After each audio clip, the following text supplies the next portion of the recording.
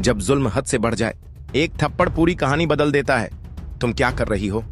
ओए बदतमीज लड़की! जेन के पूरे अस्तित्व से खौफनाक गुस्सा फूट पड़ा। उसने बिना सोचे तुरंत सुपरवाइजर के चेहरे पर एक जोरदार थप्पड़ मार दिया।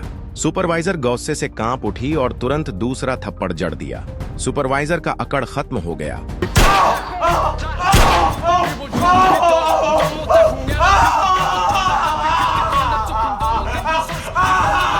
सीधा साधा इंसान जब सच में भड़कता है, वो बिल्कुल एक खामोश ज्वालामुखी होता है जो अचानक फट पड़ता है और जिसे कोई रोक नहीं सकता।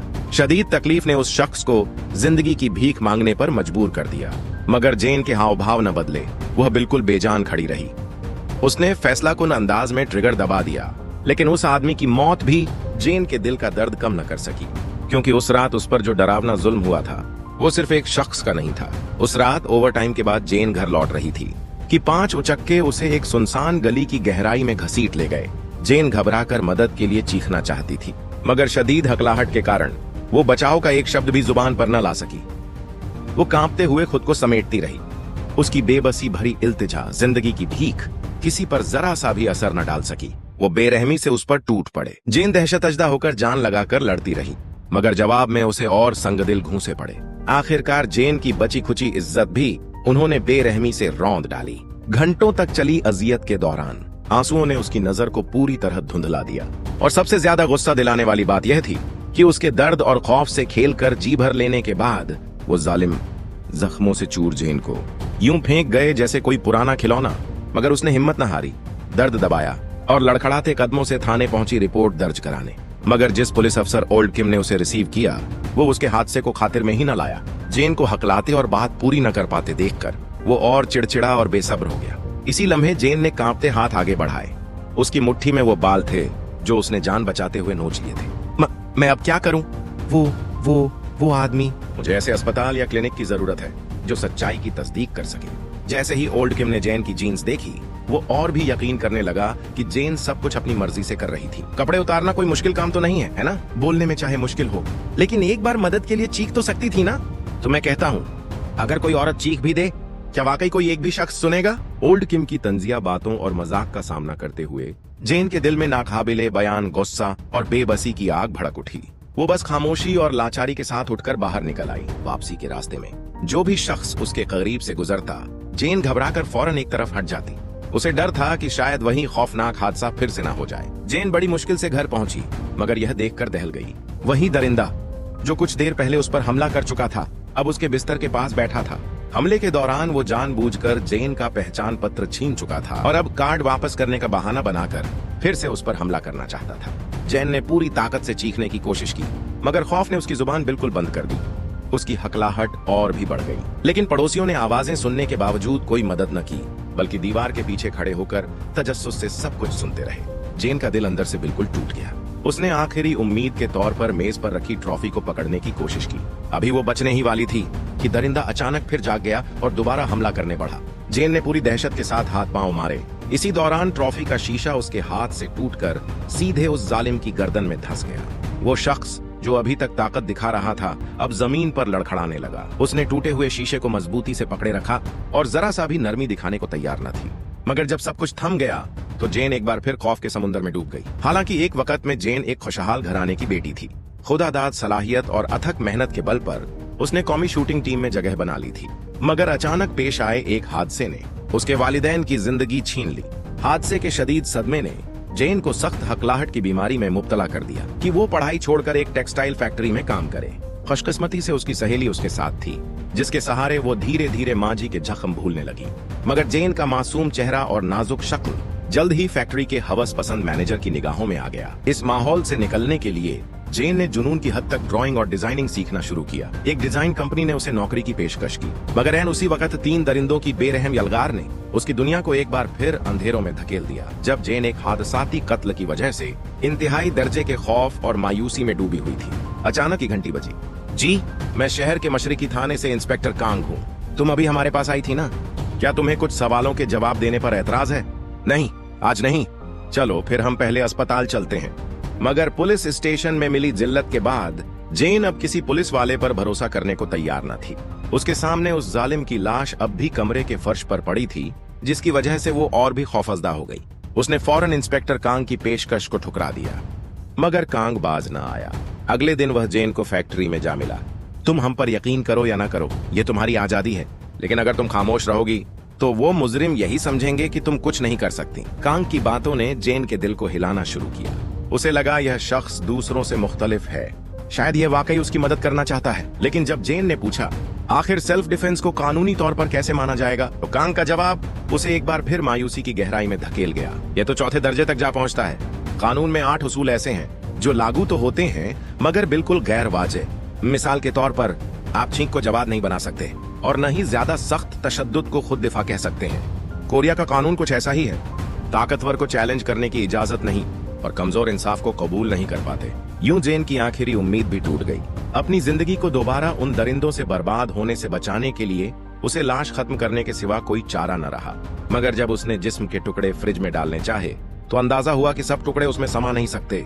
मजबूरन उसने बाकी टुकड़ों को बैग में भरा और रात की तारीकी में लाश छुपाने निकल पड़ी। मगर यही वह लम्हा था जिसने सब कुछ बदल डाला। उसकी हरकतें पुलिस अफसर ओल्ड किम ने देख ली और फौरन उसका रास्ता रोक लिया। मेरे साथ चलते हो? ओह, वाकये वाले दिन तुम कहाँ थीं? और उसके बाद किसके साथ थीं? यह सब रिपोर्ट में दर्ज है। असल में इंस्पेक्टर कांग को जब ओल्ड किम के रवैये का पता चला तो उसने उसे सख्त डांटा और माफी मांगने का हुक्म दिया। लेकिन इत्तेफाक से पड़ोस में रहने वाली जेन की सहेली का बॉयफ्रेंड ये समझ बैठा कि वही ओल्ड किम उस रात शोर मचाने वाला मुजरिम है। उसने ओल्ड किम को आड़े हाथों ले लिया और बुरी तरह कोसा। यह सब देखकर ओल्ड किम के शक और गहरे हो गए। अब वह और भी यकीन करने लगा कि जेन झूठा मुकदमा बना रही है। कभी कभी मैं तुम्हारा ख्याल रखता हूँ, मगर तुम्हारे एक दिन और एक रात के हालात सब बता देते हैं। ओल्ड किम के जहरीले रवैये के सामने जेन ने मुंह मोड़ा और फौरन वहां से निकलना चाहा, मगर ओल्ड किम ने उसका पीछा न छोड़ा। अचानक जेन का बैग हाथ से गिर पड़ा। ओल्ड किम तजस्सुस से झुक गया अंदर देखने के लिए। ये देखकर जेन के पैरों तले जमीन निकल गई और वह भाग खड़ी हुई, मगर ज्यादा दूर न जा सकी। वही ओल्ड किम उसे एक बंद गली में जाकर दबोच लेता है। तुमने तो कमाल कर दिया। क्या तुमने नहीं कहा था कि तुम्हें धोखा दिया गया था? अब भी किसी को धोखा देना चाहती हो? आखिर तुम ऐसी कैसे हो सकती हो? ओल्ड किम ने हथकड़ी निकाली और जेन को गिरफ्तार करने के लिए लपका। जेन ने पूरी जान से छुटकारा पाने की कोशिश की। घबराहट में उसके लात घूंसे लगे तो ओल्ड किम की पिस्तौल जमीन पर गिर गई। एन उसी वक्त जेन के हाथ एक ईंट लग गई। उसने पूरी कौवत से वह ईंट ओल्ड किम के सिर पर दे मारी, मगर इस वार ने उसे और भी वहशी बना दिया। यह देखकर जेन खौफजदा होकर पीछे हटने लगी। अचानक उसका हाथ उस गिरी हुई बंदूक को छू गया। वो कांपते हाथों से बंदूक उठाकर निशाना साधने लगी। ओल्ड किम तंजिया हंसा। हिम्मत है तो मार के दिखाओ। पागल हो तुम, मैंने तो तुम्हें कुछ नहीं किया। लेकिन इस लम्हे जेन के दिल में एक अनोखा एहसास भर गया, एक अनजानी ताकत, एक हिफाजत का एहसास। उसने अपना जिस्म जरा सा मोड़ा और उंगली ट्रिगर पर जमा दी।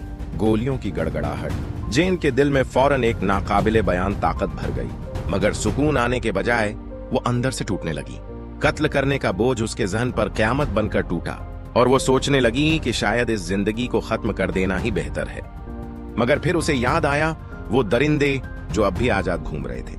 इंतकाम की आग उसके दिल में शिद्दत से भड़कने लगी। जल्द ही पुलिस को ओल्ड किम की लाश मिल गई, मगर रात भर की तूफानी बारिश ने तमाम सबूत धो डाले।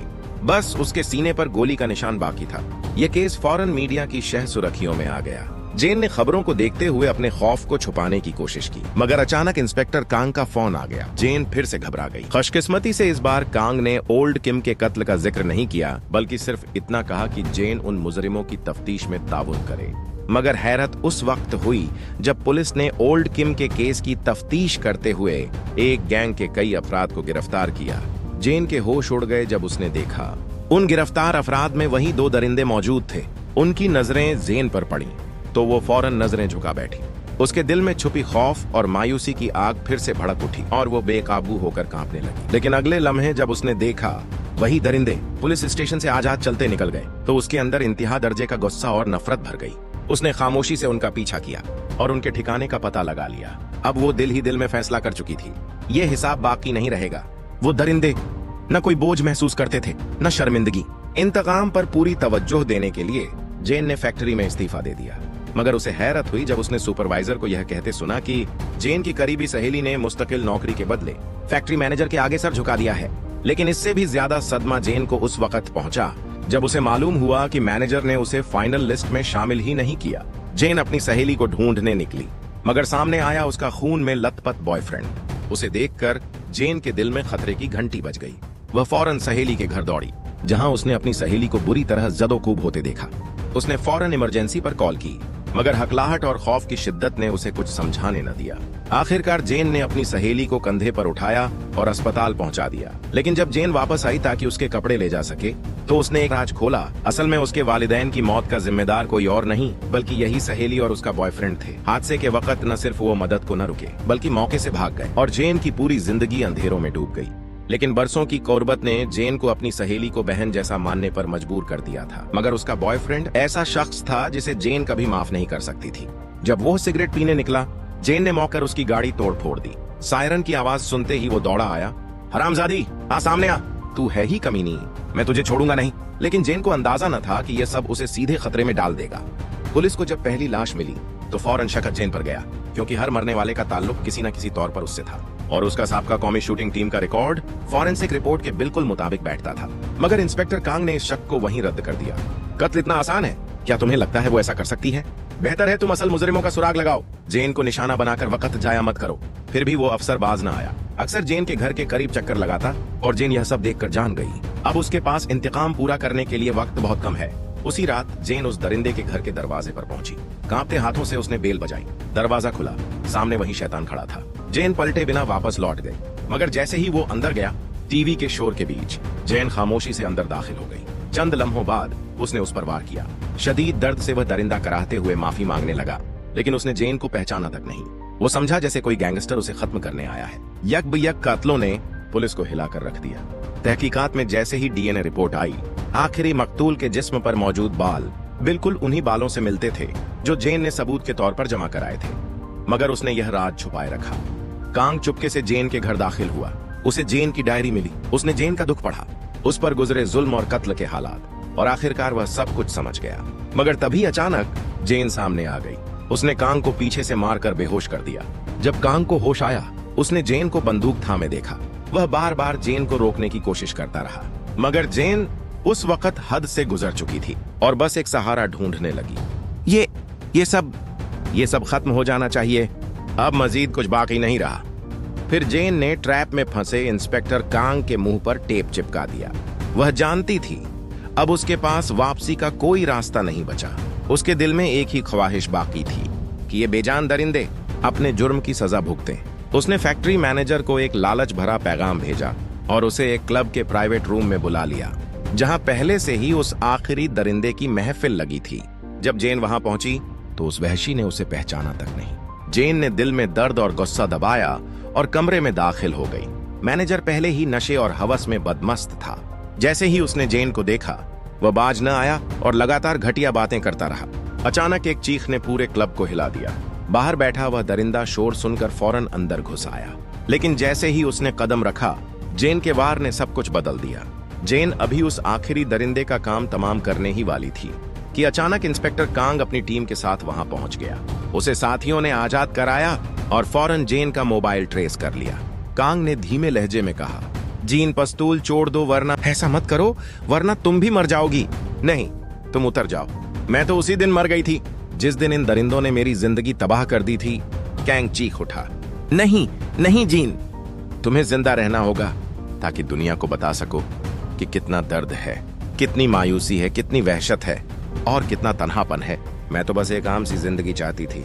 किसी को क्या खबर कि मेरी तकलीफ कितनी गहरी है। जीन की यह कैफियत सुनकर इंस्पेक्टर कैंग के अल्फाज ने उसे यह एहसास दिलाया कि इस दुनिया में अब भी कोई है जो उसकी फिक्र करता है। मायूसी के अंधेरों में उसे रोशनी की एक किरण दिखी। मगर जैसे ही जीन कैंग की तरफ बढ़ने लगी, अचानक एक गोली चल गई।